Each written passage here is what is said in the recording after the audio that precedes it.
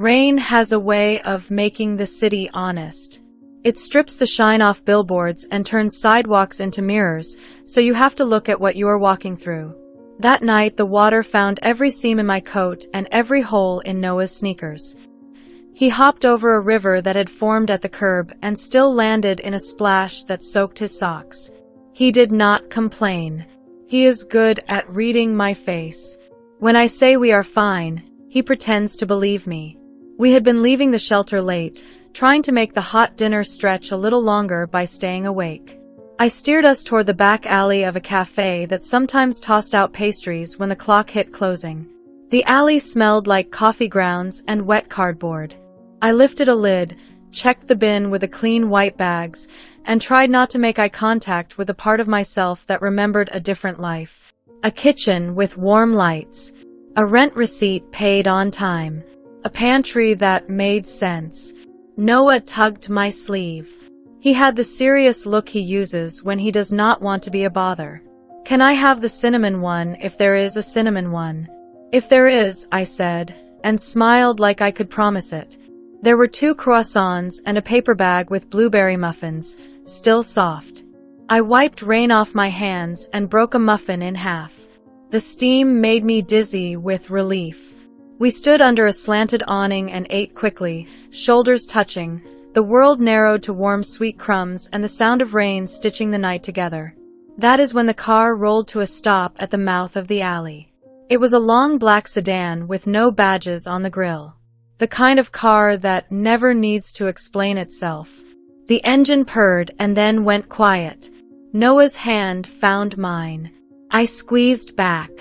The back door opened and a man stepped out, closing it with a soft click, like the sound belonged to him. He wore a dark coat that did not dare get wet and a scarf knotted in the careless way that takes practice. Under the street lamp, his face was careful and tired. He looked first at me, then at Noah, then at the bag of muffins like it was a confession we were both too proud to make.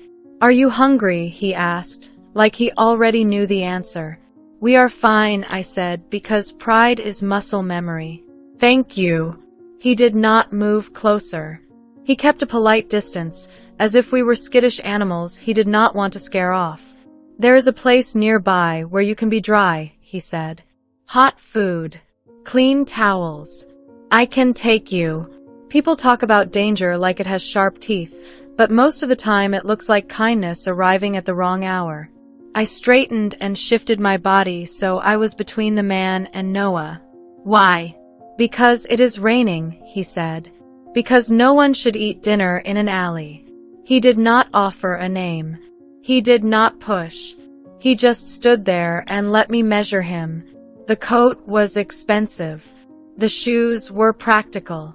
He did not smell like alcohol or impatience. He looked like a man who has learned to say less than he knows. "What is your name?" I asked. "Adrian," he said. I nodded at Noah. "This is my son." "Noah. I am Lila."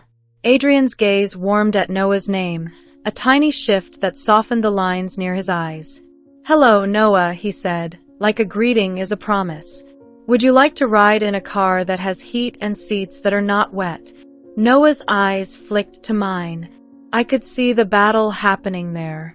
Curiosity and caution. Trust and hunger.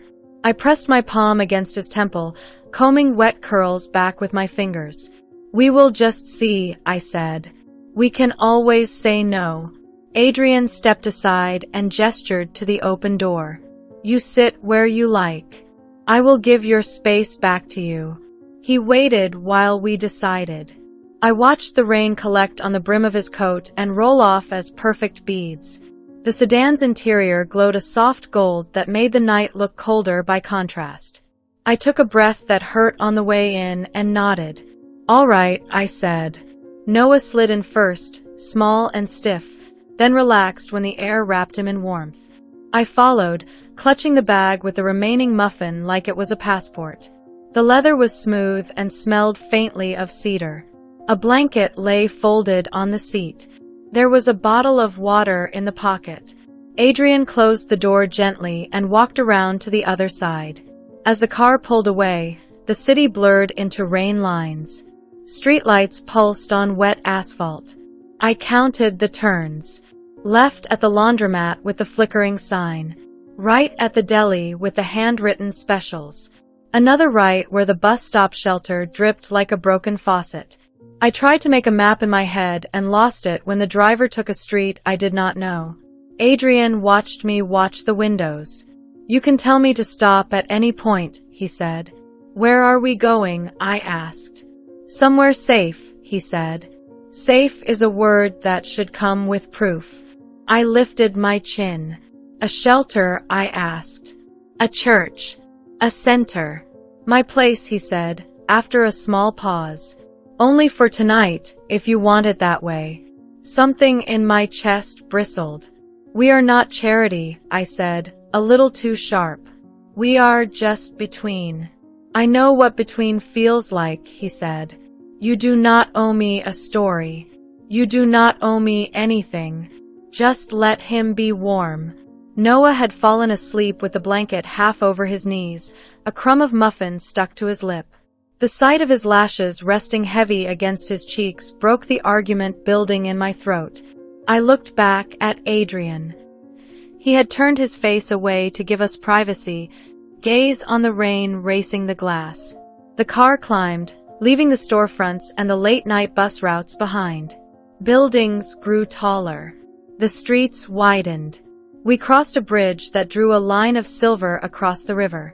I swallowed hard and pressed my palm to the glass as if I could make the city slow down. "Where are we?" I whispered. "Almost there," Adrian said. He did not say where there was. The driver turned into a private lane lit by amber lamps and flanked by hedges too precise to be wild. A tower of glass rose ahead, the kind that keeps its windows like secrets. The car rolled beneath a canopy and stopped. A doorman stepped forward as if he had been waiting only for us. I touched Noah's shoulder. He blinked awake and looked through the window at the lobby beyond the glass. It glowed like a different season. He whispered the word "wow" like it was fragile. I swallowed the knot in my throat and turned to Adrian. "Why here?" His answer was soft and steady. "Because you deserve a door that opens." The driver reached for the handle. The doorman lifted his hand in welcome. The rain thinned to a mist, and the city held its breath. Adrian looked at me with a question I could not yet name.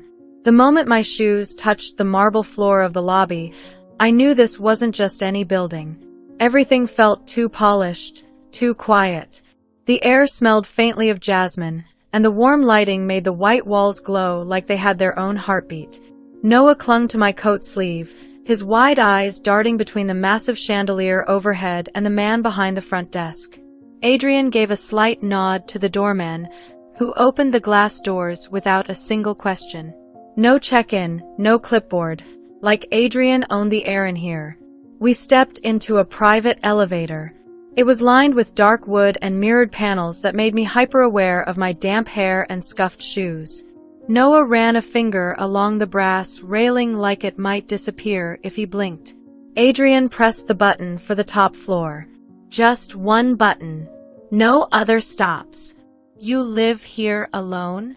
I asked, my voice sounding smaller than I wanted. He nodded. "For now." The elevator hummed quietly as it climbed, the numbers glowing one by one. I tried to keep my face calm, but my mind was already building walls. Men who gave without asking usually wanted something in return. I'd learned that the hard way. When the doors slid open, we stepped straight into his home. No hallway, no door number. Just a vast open space with floor-to-ceiling windows that stretched from wall to wall, revealing the city glittering below like spilled jewelry. Noah gasped. "We're so high up." Adrian smiled slightly. 39 floors. The living room was bigger than the entire shelter we'd been staying in. A deep gray sofa faced the view, and an oversized rug in muted blues covered the floor like it had been poured there.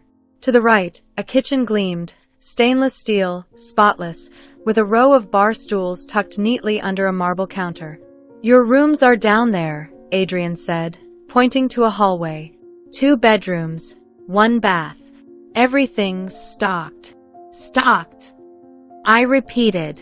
Clothes. Toiletries. Toys for him. I blinked at him. Why would you have toys? He hesitated just long enough to make me notice. Guests, he said finally. Occasionally. I wanted to ask more, but Noah had already darted down the hallway, his laughter echoing as he opened doors. A moment later, I heard him shout, "There's a bed just for me, Mom." Adrian set a keycard on the counter. "You can come and go as you like. I'm not keeping you here." "That's good to know," I said, trying to sound casual, though my guard was still up. He looked at me, his gaze steady but unreadable. "You don't have to trust me tonight. Just rest. Both of you." Something in his tone made it hard to argue. I followed Noah into the bedroom. It was warm, with soft lighting and a bed that looked like it could swallow me whole. On the nightstand was a small lamp, a fresh set of pajamas, and a note in neat handwriting. "Welcome." Noah was already curled up in the blankets, smiling like he'd stumbled into a dream.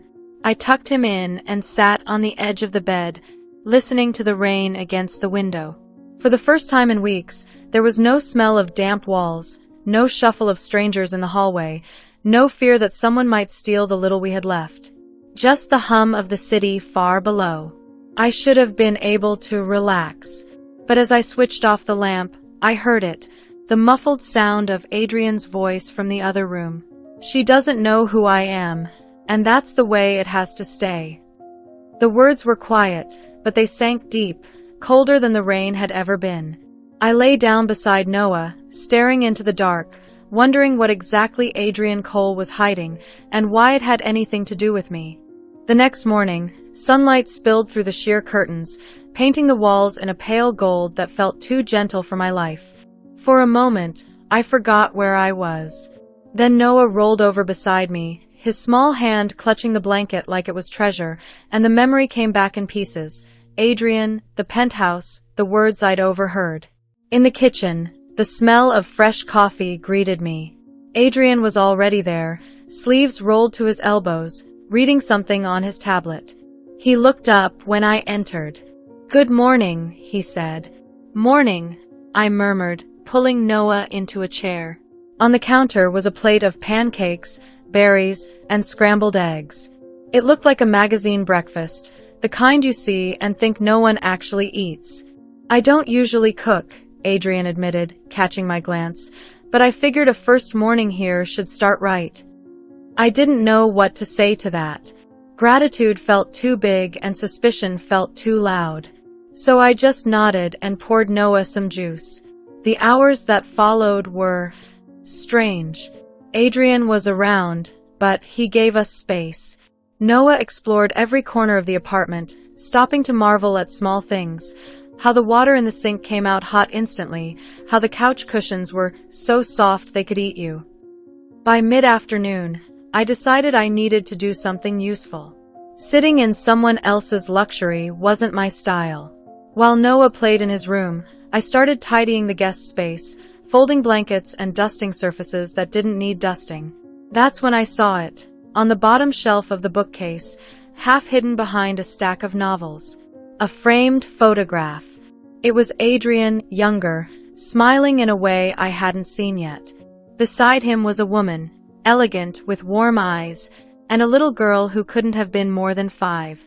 And the little girl. Her hair was lighter than Noah's, but the shape of her face, the curve of her smile, it was like looking into a mirror of my son. I didn't hear Adrian come in until his shadow fell across the floor. "Where did you find that?" His voice was calm, but there was an edge to it, like a thin layer of ice. "It was just here," I said, setting the frame back carefully. "Who is she?" His eyes stayed on the photograph for a moment too long. "That's not something you need to ask about." The words landed heavy, shutting the air between us. Before I could respond, Noah ran in holding a toy truck, oblivious to the tension. "Look what I found," he said, holding it up. Adrian smiled for him, a real smile, and the ice cracked for just a moment. That one's been here a long time, he told Noah. I watched them, my mind turning over questions I wasn't sure I wanted the answers to. That night, as I tucked Noah in, I caught him staring at the ceiling.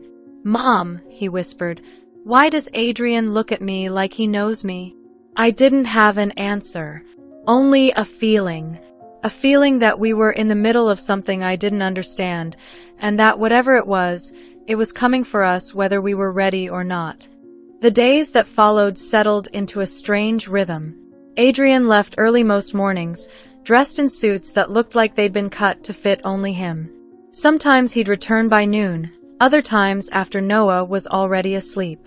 He never said much about where he went, and I never asked. Not out loud, anyway. But the quiet had weight to it. I needed to do something outside these glass walls. So when I passed a little flower shop on the corner one morning, I stepped inside. The owner, a kind older woman named Mrs. Green, noticed me admiring the tulips and asked if I was looking for work. She didn't care that I had no experience, just that I was willing to learn. By the end of the conversation, I had a part-time job, 3 afternoons a week. When I told Adrian over dinner, he set down his fork. You don't have to work, Lila. I know, I said, keeping my voice steady. But I want to. It's not just about money. Something flickered across his face. Displeasure? Concern? But it was gone before I could name it.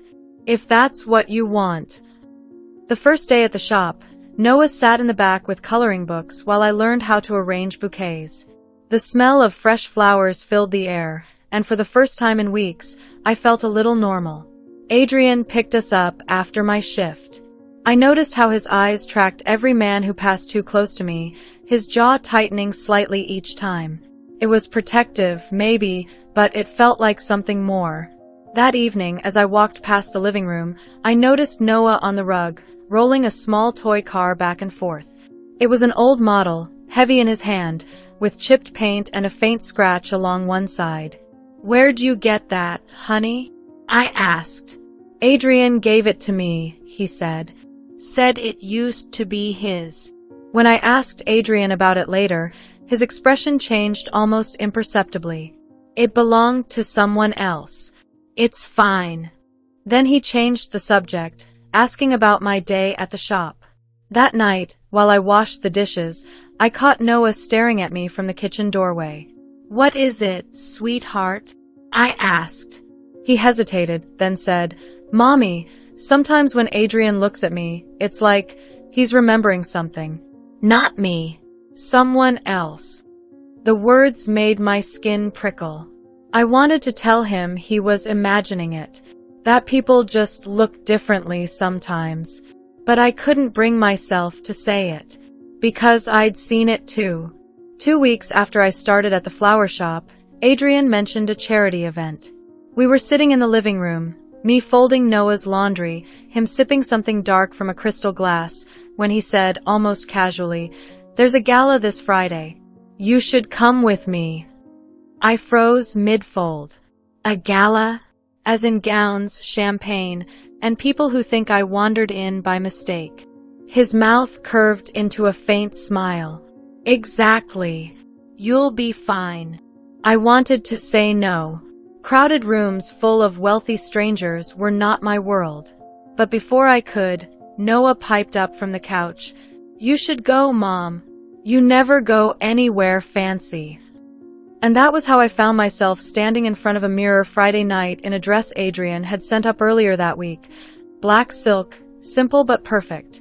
A stranger stared back at me, hair pinned neatly, skin glowing under soft makeup. Adrian looked me over when I stepped into the foyer. You clean up well, he said lightly, but there was something in his eyes, something that lingered. The gala was in a hotel ballroom, all chandeliers and polished floors, the kind of place where laughter echoed without ever feeling warm. The air hummed with perfume, money, and unspoken rules. Adrian kept a hand on the small of my back as we moved through the crowd. He introduced me to people whose names I immediately forgot. Business partners, old friends, investors. They all smiled, but I caught the flickers in their eyes, the quick assessments. It didn't take long for the whispers to start. I felt them before I heard them. A pause in conversation when I passed. A tilt of the head. The faintest curl of a smirk. And then she appeared. Tall, flawless, in a deep red dress that clung like it was made for her alone. She moved with the ease of someone born into this room. Her eyes landed on me, and her smile sharpened. "So," she said, her voice dripping honey and venom, "you must be the one he's keeping." I blinked. "Excuse me." She tilted her head toward Adrian. "It's just surprising. He's never been the type to pick from the streets." Adrian was at my side in an instant, his arm tightening around my waist. "Vivian," he said coolly, "I think we're done here." She smirked again, but her gaze lingered on me as she walked away, like she knew something I didn't. The ride home was quiet. My thoughts spun with her words, with the way Adrian's jaw had clenched. Finally, I turned to him. What did she mean by that? His eyes stayed on the dark road ahead. "If I told you," he said slowly, "you'd never forgive me." The next afternoon, I left the penthouse early to pick up a few pastries for Noah before my shift at the flower shop. The rain had just started again, light enough to bead on my coat, but steady enough to perfume the air with wet concrete. The little cafe on the corner was warm and dim, smelling of cinnamon and coffee. I was waiting in line when a voice behind me said my name. "Lila!" I turned, and for a moment my mind couldn't place the face. Then it clicked. Ryan. We'd known each other years ago, back when my life was simpler, before everything had fallen apart. His smile was slow, tinged with disbelief. "I can't believe it's you. I thought you left the city." "I did," I said, shifting my bag on my shoulder. "Things changed. I came back." He studied me, his expression shifting from surprise to something sharper. "So it's true then? You're with Adrian Cole." The way he said Adrian's name made my stomach tighten. What's that supposed to mean? Ryan glanced around, then leaned in. "It means you're in over your head. Do you even know who he really is? What he's done?" I kept my voice even. "He's a businessman." Ryan let out a short laugh that didn't sound amused. "That's one word for it. Look, I can't get into it here, but you need to be careful. You don't know the whole story." Before I could ask more, the cafe door opened, and a man in a dark suit stepped inside, Adrian's driver. His eyes landed on me immediately. "Miss," he said politely, "Mr. Cole asked me to bring you home." Ryan's gaze flicked to the driver, then back to me. His jaw tightened. Of course he did. He reached into his coat and pressed something into my palm before I could react, a folded piece of paper. "Don't read it here," he whispered. "Just remember you can't trust him." The driver was already holding the door open. I slipped the note into my pocket and left without looking back. In the car, I kept my face neutral, but my mind was burning. When I got to the penthouse, I went straight to my room, shut the door, and unfolded the paper. It was an address. No explanation, no signature. Just an address. And at the bottom, written in small, uneven letters, "Don't let him find out you've been there." I stared at it for a long time, the rain tapping against the window like a warning I couldn't yet understand. I couldn't stop staring at the note. The address was somewhere on the east side of the city, a neighborhood I'd never had a reason to visit. Every part of me screamed that going there was a bad idea. But the words Ryan had left me with, "You can't trust him," echoed in my mind louder than reason. The next afternoon, I told Adrian I was picking up an extra shift at the flower shop. He didn't question it, but his eyes lingered on mine for a second too long before he nodded. I took the subway, the city blurring past in muted grays. The air smelled of wet pavement when I stepped onto the street. The address led me to a narrow building sandwiched between a boarded-up storefront and a laundromat. The paint was peeling, and the buzzer panel had no names, just numbers. I pressed the one Ryan had scribbled in the corner of the note. A faint click. The door opened. Inside, the hall was dim, lined with old photographs hung crooked on the walls. The scent of dust and something faintly metallic filled the air. A door stood ajar at the end of the corridor. "Hello," I called softly. No answer. I stepped inside and froze. The apartment was small, cluttered, and cold, but the walls were covered with photographs. Of me. Not recent ones only. Some were from years ago, when I was still working at the diner. Others were from the shelter. One was of me holding Noah's hand as we crossed the street. And in more than a few, Adrian was there too, sometimes in the background, sometimes just beyond my shoulder, his face turned toward me. My stomach knotted. This wasn't random. Someone had been watching me for years. In the corner, on a table, sat a single framed photo. Adrian, the same woman from the picture in his penthouse, and the little girl who looked so much like Noah. I heard a creak behind me. "Lila!" I spun around. Adrian was standing in the doorway, his expression unreadable. My voice shook. "You knew about this place?" He stepped forward slowly. "I brought you here to keep you safe, not to frighten you." "That doesn't answer my question," I said, backing toward the table. "Why are there pictures of me? From years ago?" He met my eyes, something guarded flickering in his gaze. "Because I've known who you are from the moment I saw you." My breath caught. "Who I am?" Adrian's jaw tightened. "You remind me of someone I lost. Someone I can't get back." Before I could press him, there was a sharp knock at the apartment door, 3 quick raps that made both of us turn. The knock came again, harder this time, rattling the thin frame of the door. Adrian's eyes flicked toward it, sharp and calculating, before he stepped in front of me. "Stay here," he said quietly. But I didn't move. The door swung open, and there she was, the woman from the gala. Vivian. Her red lips curled into a slow smile when she saw me, like she'd just caught a secret slithering out of its hiding place. "Well, well," she said, stepping inside as if she owned the place. "So this is where you've been hiding your little project, Adrian." Adrian's voice was ice. "Vivian, leave." She ignored him, her gaze locking on me. "Do you know who he is to you, sweetheart? Or are you still playing house in that glass palace?" I felt my throat tighten.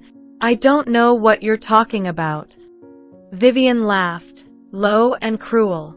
"Of course you don't. That's how he likes it. Did he tell you about the accident?" Adrian's jaw flexed, his hand curling into a fist at his side. "Vivian." She cut him off, stepping closer to me. Years ago, he had a fiancée. Beautiful, devoted, madly in love. They had a little girl. And then, tragedy. A car crash. The woman died. The daughter, too. Her gaze slid to Adrian, her smile sharpening. At least, that's what the reports said. Something in my chest went cold. "What do you mean, reports?" Vivian's eyes glittered. "I mean, there were whispers. That maybe it wasn't so simple. That maybe Adrian's obsession drove her away. And now," she looked me up and down, her lip curling, "now he's found someone who looks just like her to fill the void." "That's enough," Adrian said sharply, stepping between us. Vivian's smirk didn't fade. She moved toward the door, pausing with her hand on the knob. "Ask him about the accident, Lila. Ask him what really happened."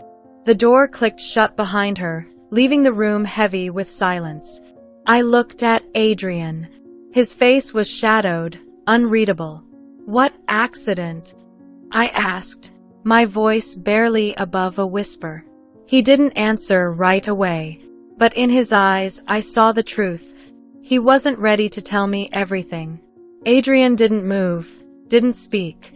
The silence between us felt like a wall that had been there all along, only now I could finally see it. "Tell me," I said, my voice trembling but firm. "If you don't, I'll find out myself." His jaw worked as if the words physically hurt to form. Finally, he exhaled. "Her name was Evelyn. We were engaged. We had a daughter, Amelia. She was 5. His voice softened when he said her name, like he was touching something fragile. I stayed quiet, letting him continue. "One night, we fought. I don't even remember what it was about anymore, but she took the car and drove off with Amelia. It was raining. A truck ran a red light. I swallowed. They didn't survive?" His eyes flicked to mine. "That's what I was told. But..." He paused, running a hand through his hair. 2 weeks later, I got an envelope. No return address. Inside was a blurry photograph, Evelyn at a train station, and Amelia was with her. My heart thudded. So they didn't die. I don't know. His voice cracked on the words. I searched for years, hired investigators, traveled everywhere the leads pointed. But they were ghosts. Until, his gaze locked on me, intense and searching, until I saw you in that diner. I shook my head slowly. "You thought I was her?" "No," he said quickly. "Not exactly. But you look like her. Enough that I couldn't walk away. And when I saw Noah..." He trailed off. I felt my stomach knot. "Noah." "There's a resemblance," he admitted. I thought maybe Amelia had grown up, had a child, and somehow..." He rubbed his temples, as if the thought itself was too much. "I know how insane it sounds, but I had to be sure." I stepped back. So all of this, the penthouse, the toys, the protection, it wasn't about helping us. It was about solving your mystery. His voice was low. "It started that way, but it's not anymore." I wanted to believe him. I really did. But the image of those photographs on the wall burned in my mind. "Adrian," I said quietly, "if you've been looking for Evelyn all this time, what happens if you find her?" Before he could answer, my phone buzzed in my pocket. It was a text from an unknown number. "I know where she is. Come alone." An address followed. And this time, it wasn't the same as the one Ryan had given me. I stared at the glowing text until the letters blurred. The address wasn't far, just across the river, in an older part of the city I hadn't been to since before Noah was born. Adrian stepped closer, his eyes narrowing. "Who is that from?" I locked the phone screen and slipped it into my pocket. "Work," I lied. "Someone covering my shift tomorrow." He didn't look convinced, but he didn't press. That night, I lay in bed with Noah's slow breathing beside me, my mind chasing itself in circles. If this was another trap, I'd be walking right into it. But if it wasn't, if it was real, I couldn't ignore it. By dawn, I had a plan. I told Adrian I was heading to the flower shop early to help with a big order. He offered to drive me, but I refused, insisting I'd take the subway. The neighborhood was quieter than I expected, rows of weathered brick houses with peeling paint and chain-link fences. I found the address, a narrow 2-story building with curtains drawn tight. When I knocked, there was no answer at first. Then, the sound of locks sliding back. The door opened just enough for a woman's face to appear. I froze. She was older now, her hair a little thinner, her eyes framed with fine lines. But there was no mistaking it. The woman from Adrian's photographs. "Evelyn." "You shouldn't be here," she said immediately, glancing past me like someone might be watching. My voice caught. He's been looking for you. 4 years. Her eyes softened, then hardened again. And that's exactly why I left. You don't understand what Adrian is capable of. I stepped back, shaking my head. He said you died. He thought you were gone. I had to let him think that. She opened the door a little wider, revealing a small living room crowded with books and old furniture. And sitting on the couch, looking up at me with wide, wary eyes, was a young woman. She couldn't have been more than 20. Same delicate features as Evelyn. Same eyes as Adrian. This is Amelia, Evelyn said quietly. My breath caught. Amelia. Alive. I barely had time to process before the sound of tires screeching tore through the quiet street. A sleek black car stopped hard in front of the house. The back door opened, and Adrian stepped out. His eyes locked on Evelyn, then shifted to me. And for the first time since I'd met him, I couldn't tell if what I saw in them was relief or rage. The street felt too small for the weight in the air. Adrian stood at the edge of the curb, his shoulders rigid, eyes darting between Evelyn, Amelia, and me. He didn't move toward the house, didn't shout, just stood there, like a storm holding itself back.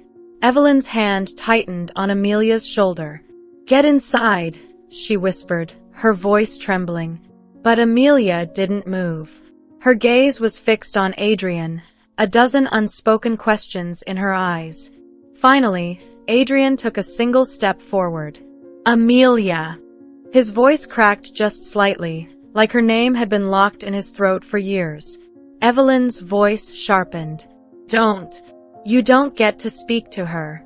Not after everything. My heart pounded. Everything? What happened? Evelyn's jaw clenched, but her eyes flickered toward me, softening for just a moment. You think you've seen all of him? You haven't. He'll save you, Lila, but he'll cage you too. Just like he tried to do with me. Adrian's expression twisted. Pain, anger, desperation all fighting for control. That's not true. I was protecting you. Both of you. From what? I demanded, but neither of them answered. Then Adrian's phone buzzed in his hand. He glanced at the screen, and something in his face changed, a flash of urgency, fear even. He looked back at me. We don't have time for this. You need to come with me. Now. Evelyn stepped in front of Amelia. If you take her, you'll never see us again. The three of them stood frozen, the tension thick enough to choke on. And I stood in the middle, realizing that whatever I chose next would change everything. Behind us, somewhere in the distance, sirens began to wail. And in that moment I knew someone else was coming. Someone who might not care who got hurt.